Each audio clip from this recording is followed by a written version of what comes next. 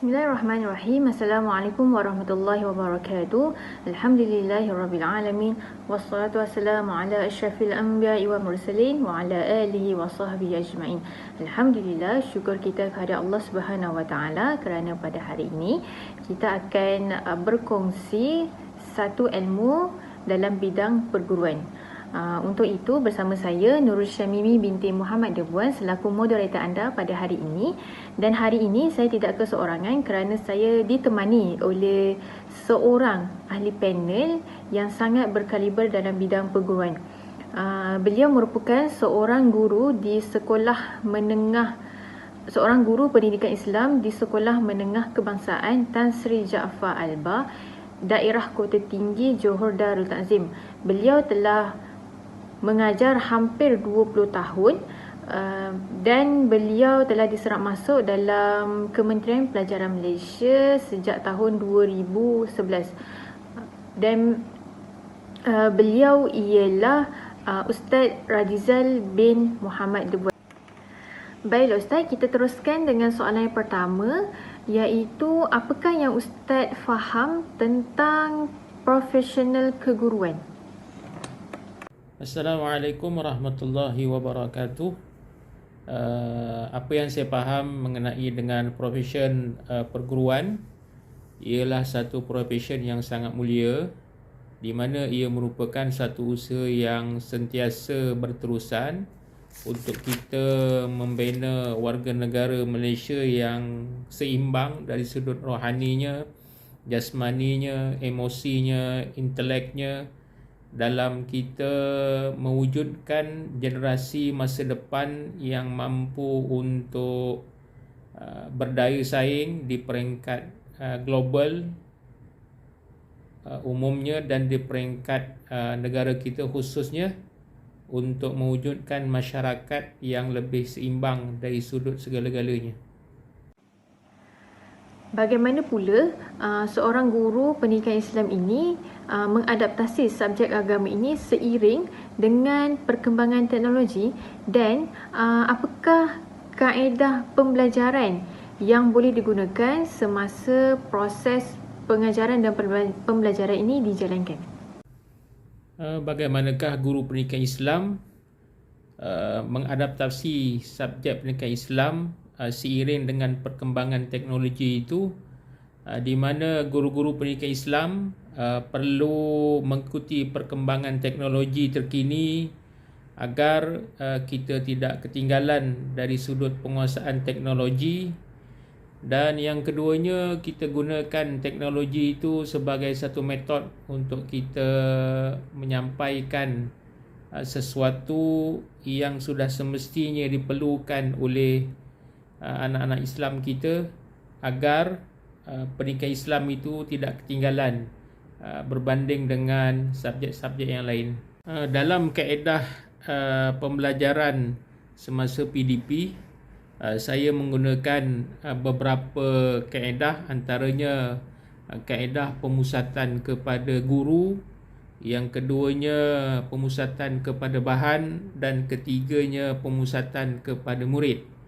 Maka guru, bahan dan murid merupakan satu perkara yang menjadi penandaras apabila untuk saya menjalankan PDPC, di mana kita melihat kepada konten yang kita sampaikan dan kita melihat kepada situasi dan tempat pelajar dan kelas yang kita sedang gunakan.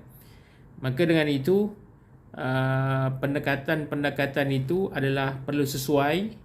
Yang pertama dengan konten ataupun tajuk yang kita sampaikan. Yang kedua, ianya perlu sesuai dengan tempat. Yang ketiganya ialah perlu sesuai dengan watak pelajar yang kita akan ajar itu. Kata orang, berdirinya kita pada hari ini disebabkan oleh seseorang ataupun sesuatu yang selalu memberi semangat ataupun motivasi terhadap diri kita.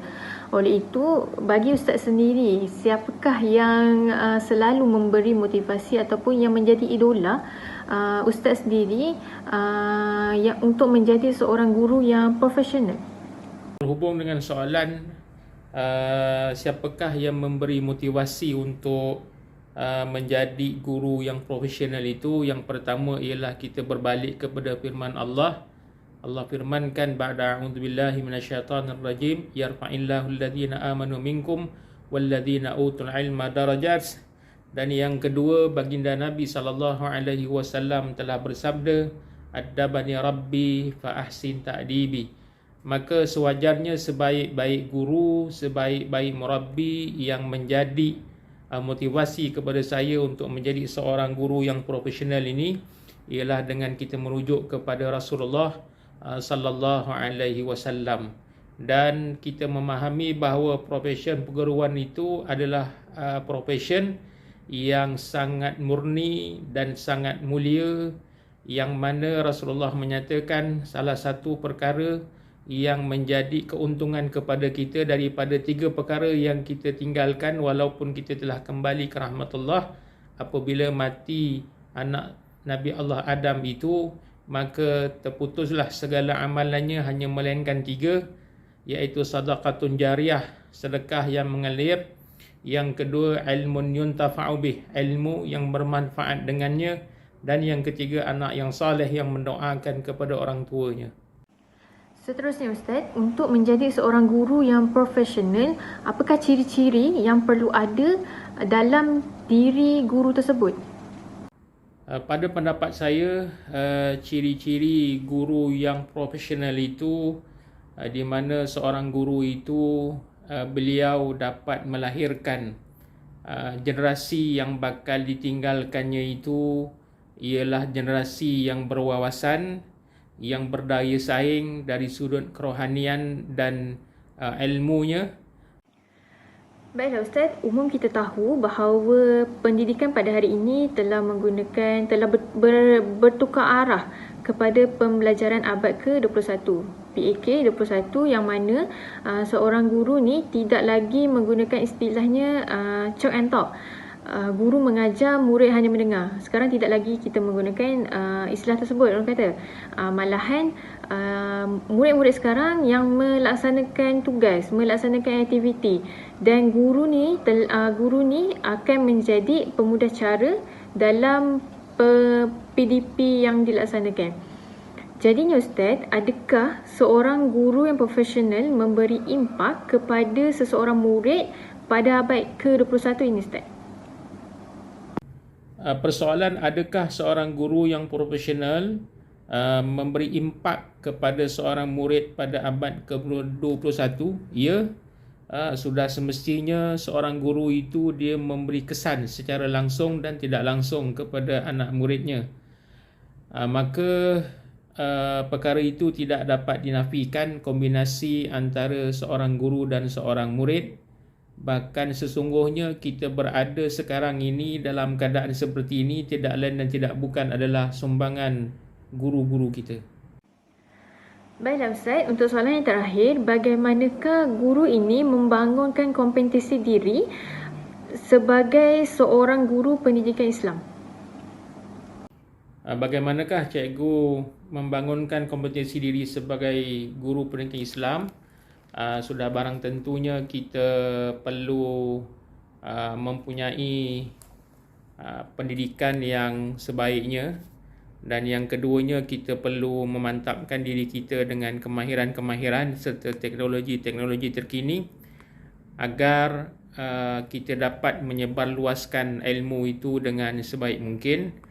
Dan yang seterusnya, kita perlu melihat suasana budaya anak-anak kita pada hari ini agar kita dapat mendekatkan diri dan bentuk penyampaian kita kepada anak-anak murid kita.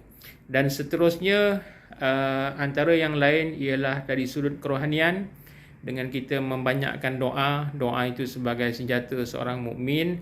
Maka insya-Allah apabila kita telah berusaha, kemudian dengan kita berikhtiar, kemudian kita berdoa dan kita bertawakal kepada Allah, maka insya-Allah apa yang kita inginkan itu akan mendapat untuk kita genggam sebagai satu kejayaan insya-Allah. Alhamdulillah, setiap persoalan yang bermain di minda kita telah dijawab baik oleh Ustaz sendiri.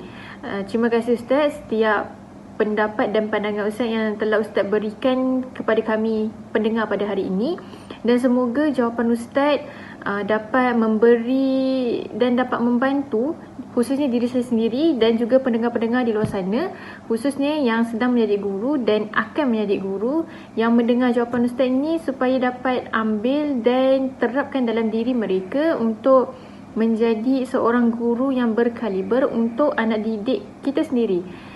Oleh itu, terima kasih Ustaz sekali lagi kerana sama-sama meluangkan masa Ustaz untuk berdiskusi dengan kami pada hari ini, dan semoga Allah merahmati Ustaz dan keluarga Ustaz, dan yang buruk itu datang dari kami sendiri, dan mohon maaf daripada pihak kami atas salah silap tutur bicara saya pada hari ini. Semoga kita jumpa lagi Ustaz di masa akan datang, insya-Allah. Oleh itu, Assalamualaikum warahmatullahi wabarakatuh.